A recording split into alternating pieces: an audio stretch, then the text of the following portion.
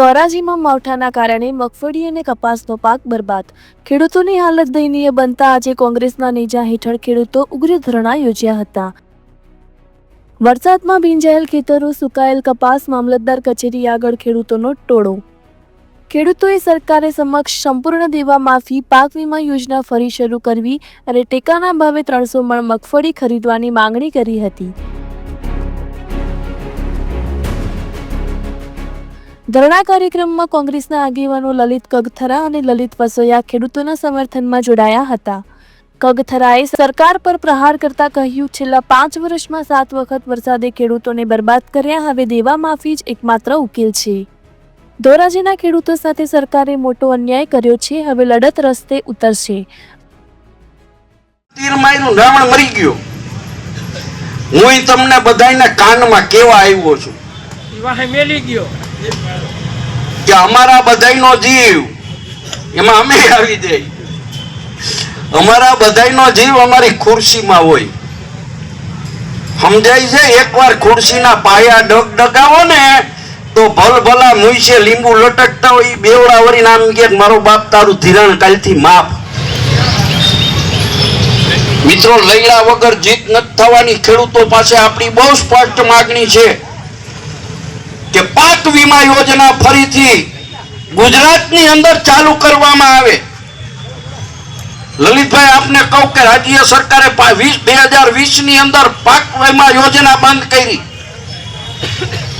દર વર્ષે 2800 કરોડ રૂપિયા વીમા કંપનીને પ્રીમિયમ રાજ્ય સરકાર આપતી હતી. ખેડૂતોને સહાય આપવાની વાત કરવાને બદલે એના પ્રધાનોને ખેતરોમાં મોકલા કે ખેડૂતો શાંતિથી બેસે. અને ભણના દીકરા તમે બધાએ જોયું હોય છે કે ઓલા હોલ બૂટ પહેરીને જાય, પગ ન બગડે એટલા હાટ. આવેલો કોરિયો છીનવાયો છે અને પાક બરબાદ થઈ ગયો છે, ત્યારે ખેડૂતોને સંપૂર્ણ દેણો માફ કરવાની માગણી કરવામાં આવે છે. સર, શું કહેશો 2024 ના અંદરમાં જે ખેડૂતોને વળતર રૂપવામાં આવ્યું છે? ખેડૂતોને ધોરાજીની સાથે ભયંકર અન્યાય ભારતીય જનતા પાર્ટીએ કર્યો છે કે ધોરાજીને જે એક જમાનો હતો એને ઉજીડે ચમન કરવા વાળું કોઈ પણ હોય તો ભારતીય જનતા પાર્ટી છે. મારું નામ વસંતભાઈ રપડા, ગામ ધોરાજી. આજે અમે તમામ ધોરાજી તાલુકાના ખેડૂતો અહીંયા ધરણાના કાર્યક્રમમાં આવ્યા છીએ, કારણ કે આ વર્ષે કમોસમી વરસાદની હિસાબે અમારે 100% નુકસાની છે. અમારે ખેડૂતની મુખ્ય માંગ એ છે કે આ કમોસમી વરસાદને હિસાબે ખેડૂતની મગફળી તાત્કાલિક સરકાર 300 મણ સુધી ટેકાના ભાવે ખરીદીની ચાલુ કરે.